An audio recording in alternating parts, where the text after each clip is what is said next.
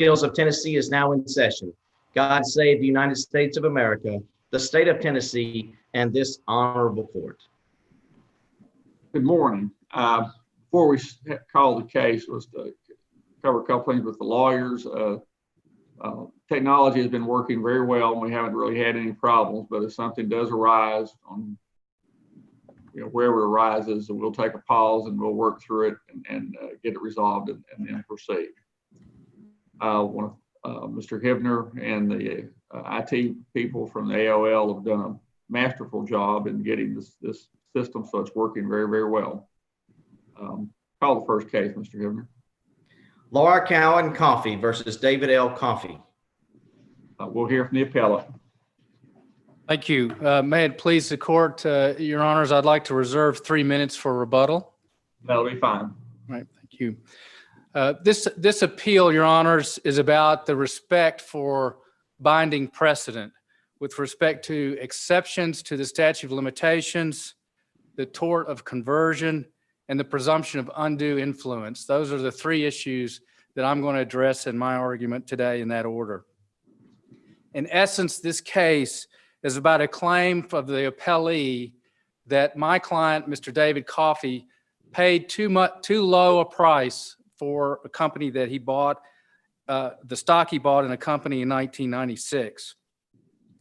The transaction occurred in 1996. Lawsuit wasn't filed until 19 years later in 2015. The briefs in this case filed by the appellee paint a picture and skew the facts. Today, I want to focus on the law that's applicable to these issues and the relevant facts. There's two exceptions to the statute of limitations that were applied in this case. The first is the discovery rule. I'll talk about that. Where the court made an error is that it applied a subjective test to determine whether the plaintiff could have discovered her cause of action. And that error, the subjective application of subjective test, taints the entire decision.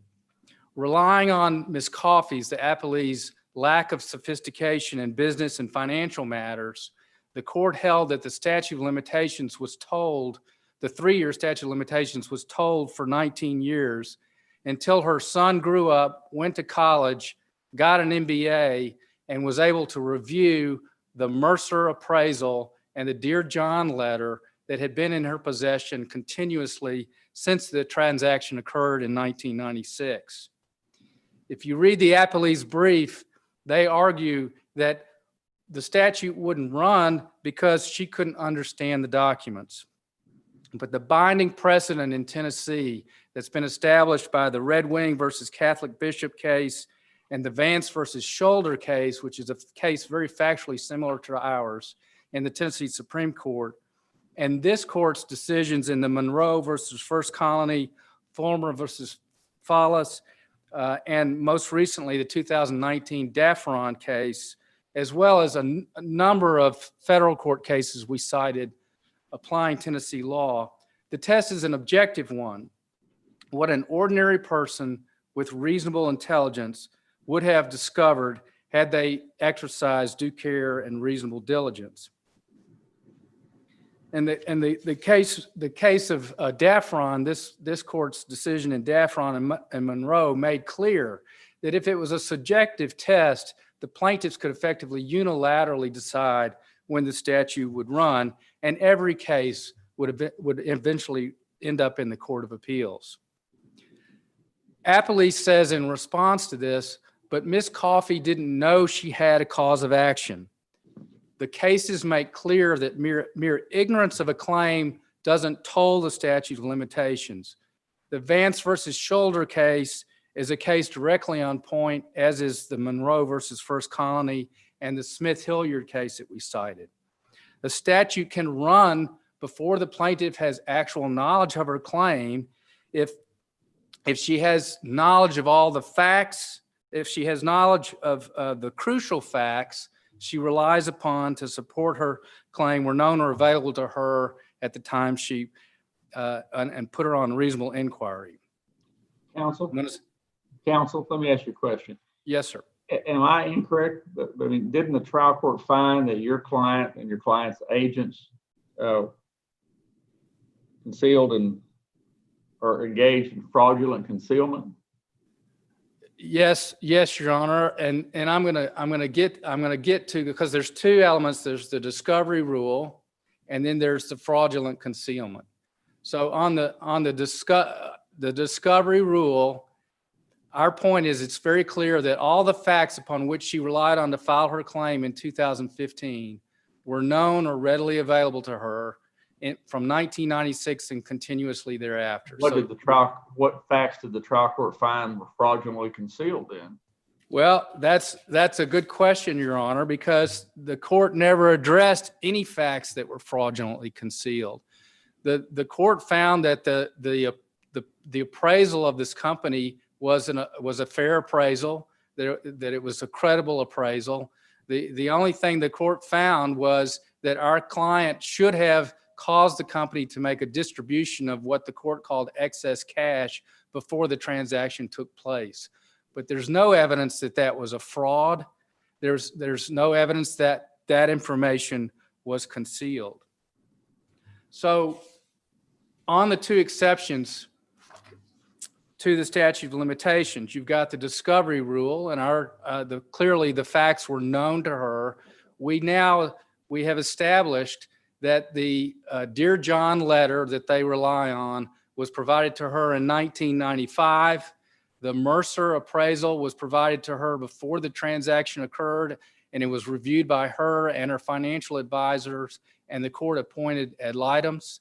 It was used by her the following year in a wrongful death action she brought, and it was provided to her. We now know it's established fact that it was provided to her by Mr. Coffey himself and his son in 2009 and 2010. So all the information that she relied upon in 2015 to file her suit has been available to her throughout that time. So we fast forward to your question, Judge, about the fraudulent concealment. The court relied on two facts to come up with a finding of fraudulent concealment, both mere denials by two individuals other than my client, David Coffey. The first was his son, Mike Coffey, and I want to just break that down for a minute.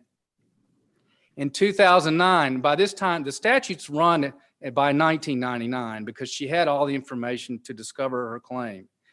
But in 2009, she was suspicious about a claim, and she asked Mike Coffey for the Mercer appraisal. We now know, as a matter of fact, which was disputed on summary judgment, that he did send her that appraisal.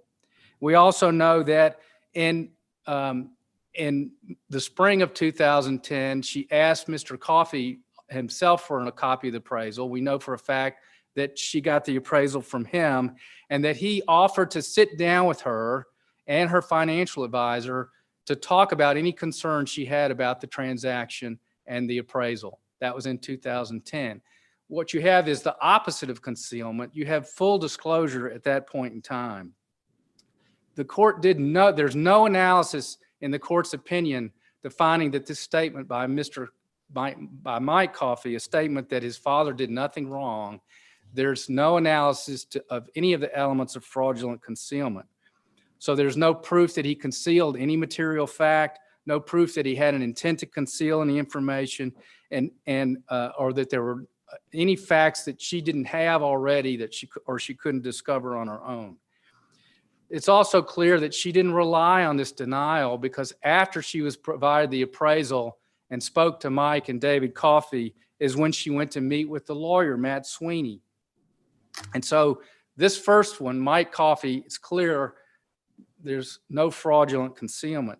The second is an encounter she had with Chris Hall, the attorney. After the meeting she had with the lawyer to discuss the claims, she's clearly still suspicious.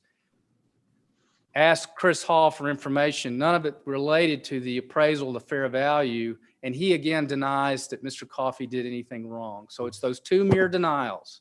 And the case law makes clear that a mere denial of wrongdoing long after the fact, without proof of any of these elements of fraudulent concealment, does not amount to fraudulent concealment. And so neither exception under the discovery rule or the fraudulent concealment rule apply in this case. And it's our view that your analysis can stop at that point. I'll talk briefly in the time I have left about the conversion claim, unless you have any other questions on the statute of limitations. On the conversion claim, the court found that the appraisal of this company that was used to value it was a credible appraisal. There's no evidence to show that there was anything fraudulent about that appraisal. And so the only claim that the plaintiffs prevailed on in this case was a claim that Mr. Coffey should have distributed what the court called excess cash before the transaction took place, and that was a conversion. The claim is based on a false premise, first of all, that the appraisal didn't take into account the excess cash. Mr. Patton testified, and the appraisal makes clear that he determined there was no excess cash, that the profits being held in the company, which were fully disclosed, were needed to meet operational needs, working capital, and to fund reserves for anticipated and existing litigation. So that's a false premise. Then if you just look at conversion, in order to have a conversion, the plaintiff has to show a right to possess, either the possession or a right to possess the money. Here, she had no right to possess. These are profits that were held in the company for working capital. As a shareholder, she had no right to a distribution of any amount, much less the amount that the court determined, which was just a number of profits that had no relationship to any testimony of what excess cash was available. Second, in order to have a claim for conversion, you have to have a determinate amount of money that was entrusted to the defendant apply for a specific purpose. And that didn't happen here. You don't have a determined amount of money. There was a lot of dispute about that. So there's no conversion. I'm going to take just another minute, if I may, to talk about the presumption of undue influence. The plaintiffs have brought a cross appeal arguing that a presumption arises.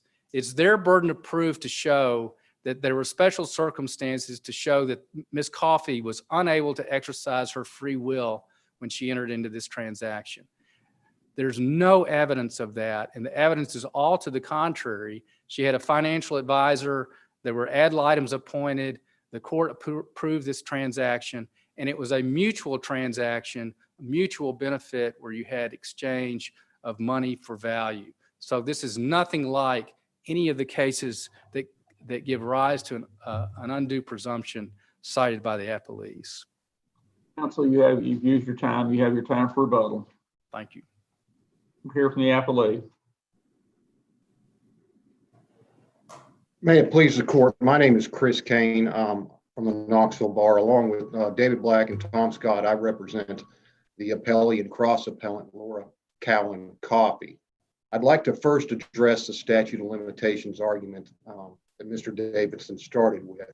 And I think the place to start is back roughly 2.5 years ago when this same exact issue on this same exact record was before this court. And this court made a decision in February 2018. And I'd like to talk a little bit briefly about what was discussed in that case, in that decision. This court discussed everything that happened in 1995 and 1996. This court discussed what happened and what was available to her in the Cherokee Aviation litigation. This court discussed and talked about the 2006 meeting between Laura Coffey and David Coffey and his wife. This court discussed the January 2009 inquiry where Ms. Coffey requested the Mercer report.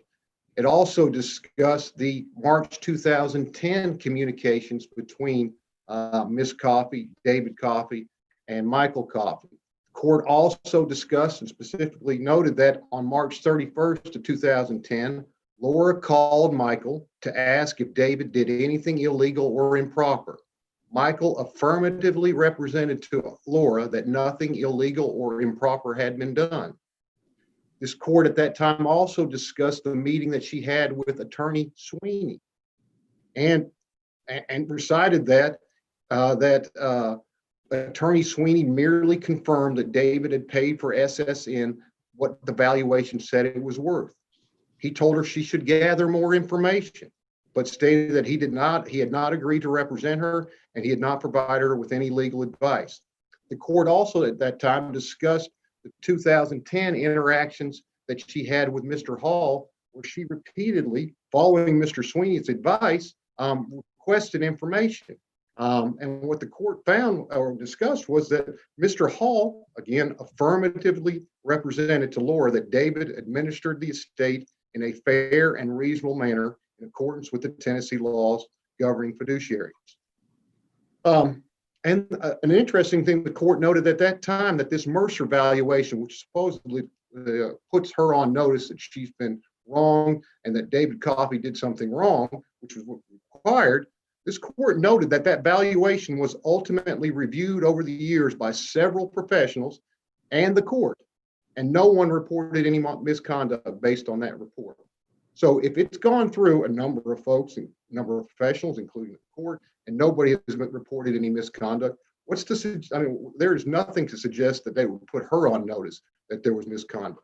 And based on all that record that was before the court back in 2018, this court said this: there is material evidence sufficient to create a factual issue on whether David fraudulently misrepresented or concealed material facts. Laura has presented evidence indicating that the cause of action was known to and fraudulently concealed by David. At or around the time of the sale of the SSN stock, David was in a trusted and confidential relationship with Laura and thus had a duty to disclose material information to her concerning the estate. Instead, as outlined above, Laura has adduced evidence that David concealed and misrepresented numerous material facts surrounding his purchase of the companies. Furthermore, plaintiffs have set forth specific facts showing that there remains a dispute as to whether, even during plaintiff's inquiry in 2010, David remained silent as to necessary facts surrounding your inquiry and or affirmatively misrepresented facts to her in his responses. The court also said, due consideration must be given to the evidence presented by plaintiff regarding defendant's silence and or failure to disclose known facts over the years, and the affirmative representations made to plaintiff during her 2010 inquiry. In short, whether plaintiff exercised reasonable care and diligence in discovering the injury or wrong, what information the defendants actually provided plaintiff, what information was actively concealed or withheld from plaintiff, and what a reasonable person would or should know from the information actually provided remains issues of fact for trial. Therefore, under the facts of this case, we hold that plaintiff has set forth sufficient material facts showing that there is a genuine issue for trial on her claims for fraud and breach of fiduciary duty. The court goes on to say that, and this is at the very end of this opinion, if a trier of fact believes the evidence proffered by the plaintiff, including favorable implication from that material, he, she, or it could reasonably conclude that the defendants are liable to the plaintiff. And that's exactly what happened here.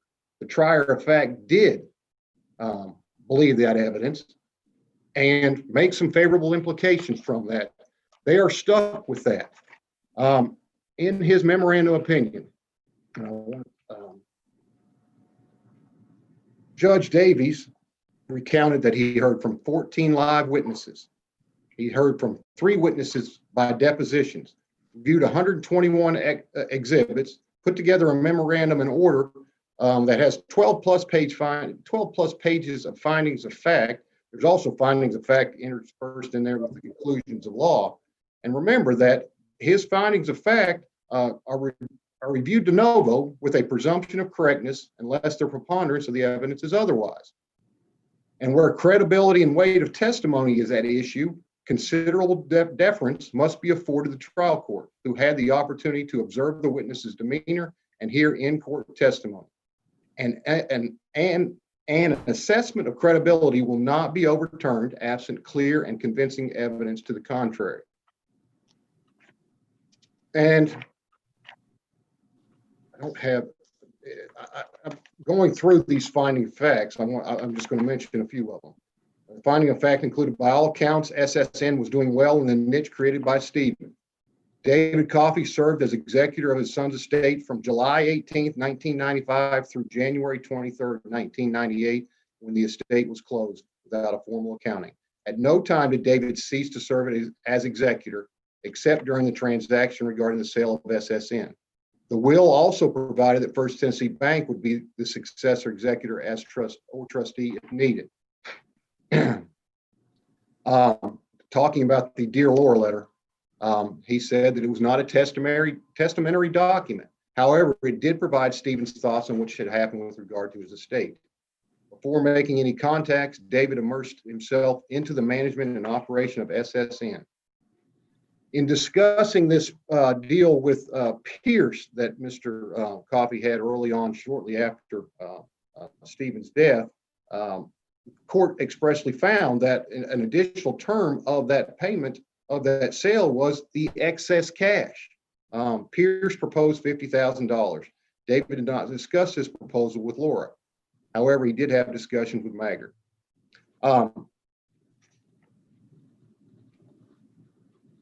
They found that although the company continued to show a steady increase of net profit, David elected to pay Laura nothing as the beneficiary of the estate. He also noted that David employed Mercer Capital for the appraisal. Noted that he explained that neither David nor his attorney, Chris Hall, furnished him, talking about Patton, with a copy of the Dear Laura letter or ever informed him of Stephen's rule of thumb. He also expressly found that David Coffey was not credible with respect to him downplaying the value of SSN. He found specifically that David was a very sophisticated businessman and investor. At the time he purchased SSN, there was no one who knew more about SSN than David Coffey. He admitted that all profits of SSN remained in the company. Found that Laura had confidence in David and trusted his judgment. She had no misgivings regarding the sale of SSN and David's treatment. But that changed in 2006. He also found that during the recession of 2008 and 2009, Laura lost quite a bit of money. She was feeling insecure financially. She had a daughter that had given birth to a child and was in need of child care, and began seeing a psychiatrist for emotional issues. It was not until over a year later that she had met with her psychiatrist and decided to ask questions that she'd never broached with the Coffeys. She reached out to Michael regarding the valuation of SSN, seemingly unaware that she'd already sent an email to him requesting that.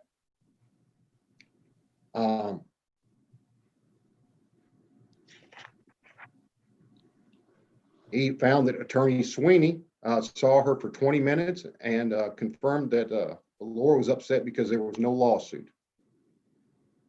Talking about her inquiries of Attorney Hall, trial court found that she asked for extensive documentation and that Hall only sent her a few documents, mostly which were not relevant to her inquiry. At the end of the day, the findings of fact in this case support the finding that there are this case that her claim that the statute of limitations was told during the time that she was because of the discovery rule.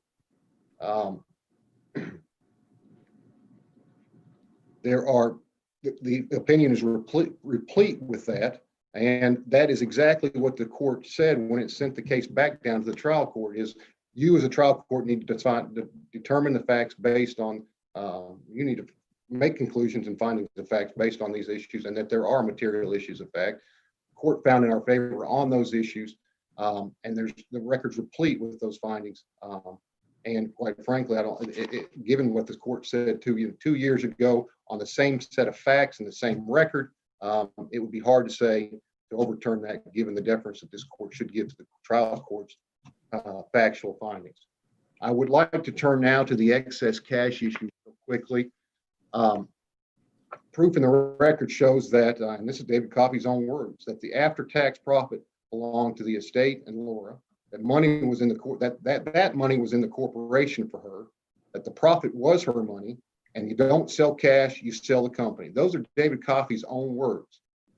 Exhibit 3 refers to the need to remove Laura's cash. Exhibit 6 talks about you should take out the excess cash for Laura. It's interesting that they talk about the idea that the excess cash, there wasn't any excess cash, and maybe the number wasn't right or what it was, but they don't tell the court that is 3 months after after the sale closed, Mr. Coffey took a $400,000 dividend from this company. $400,000 within 3 months of closing this. That was certainly excess money, or he shouldn't have taken the dividend. That was all money that was Laura Coffey's. And when we were before this court back in 2018, this court specifically noted that he had retained over $750,000 in profits from the time of Stephen's death to the time of closing. He used Laura's money to purchase the company. Didn't disperse that money. That money was hers, and it's excess cash, and the court correctly found that she was entitled to that excess cash. Quite frankly, it should have been more. Turning to the presumption of undue influence. There is a presumption of undue influence when there is a confidential relationship and evidence that the transaction favors the dominant party, and there are other suspicious circumstances. So there's 3 things that you need to show. As far as the confidential relationship, there's no question that he was a fiduciary. It's undisputed. And there's no question that this transaction favored him. He converted, and there's a finding, he converted $500,000 of her cash. He paid a deflated price for SSN, kept 14 months of profits, took $2.4 million in distributions, and this is in Exhibit 27, took $2.4 million in distributions while he was still the executor. Took $2.4 million from this. He paid for the company with its own profits and with Laura's money. And over the course of time, he received, I think, a total of $54 million in distributions, $18 million in annuities related to this trust that he set up. And somebody got $8.2 million in cash at the end of this transaction when they sold it to Landenberg. And that's another, that's more evidence of the fact that this excess cash should have come out when he purchased the company, because when he sold it to Landenberg, they took out $8.2 million in cash. They suggested somehow this was an arm's length transaction. It wasn't. The trial court specifically said on page 908 of the transcript, this is not a normal seller and normal buyer. You've got a widow, 2 little kids, and she doesn't know anything in terms of this business. You've got a situation where she is totally dependent on her father-in-law, who really happens to be the executor, who happens now to decide he's going to buy it. It's really not arm's length. And I'm turning to the suspicious circumstances. I see my time's about out, but I'm just going to rattle these off. He did not provide anybody with the Dear Laura letter. Court took great offense at that. He supposedly stepped out as executor without having another executor appointed, despite the will providing for that. He hired the GAL and the AAL after the deal was negotiated. He exerted financial pressure on her by withholding money. He's telling her there wasn't any money to give her.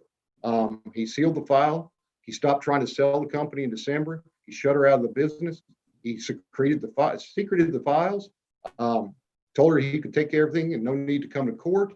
He hired the supposed independent appraiser. His lawyer did. There's a presumption that private sales are always suspicious. Counsel, Thank you. Thank you. We're here for the appellant rebuttal. Thank you, Your Honor.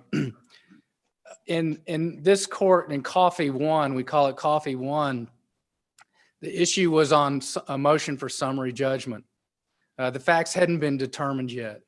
The record after the trial of this case is materially different than the record that they posed to this court on the opposition to the motion for summary judgment. In Coffey 1, this court specifically noted that Ms. Coffey maintained that Mr. Coffey never provided her with a complete valuation. She claimed that in 2010, she did not have a copy of the Mercer valuation, and she didn't see it until 2014. That's what she said in Coffey 1. We proved at trial, and that's why it was sent back, because of that dispute. We proved at trial that she had the Mercer valuation in 1996 before the transaction. That wasn't the only dispute. That was the reason it was sent back. I mean, Okay. it wasn't just that one disputed issue, was it? It wasn't that one, but that was a critical fact of what facts did she know or have available to her, or what facts were concealed from her. And so if you look at the trial of the case, what you see is that she says, I couldn't have discovered this claim for 19 years until my son, who had graduated from college and got an MBA, was able to read the Mercer appraisal and the Dear Laura letter and determined that this was not a fair transaction. That's what led her to file the claim. And so if you look at the discovery rule, you say, does she have knowledge of facts sufficient to give rise to a claim? All those facts were available to her and to her financial advisor in 1996. If you read Judge Davies' opinion, the lower opinion in this case, there's no finding of anything that was concealed from her. These facts that Mr. Kane just rattled off, there's no finding in the court's opinion that those are material, that they were not available to be discovered by her, or that they were concealed from her. So if you look at the discovery rule, clearly she had the information available to her, and the only issue was this excess cash. The process that was gone through at the time was a fair process. He stepped aside as executor, disclosed his conflict. The court appointed 2 ad litems who advised her, reviewed the transaction based on an independent appraisal, and determined that the price was fair. She consented to it, and the court approved it. Thank you. Thanks. Excuse me. Thanks to counsel for both sides. We appreciate your arguments and the briefs on this. We certainly made the issues and the positions very, very clear. Mr. Hibner, if you would, recess court until 10 o'clock, please. This honorable court is now on recess until 10 a.m. Thank you.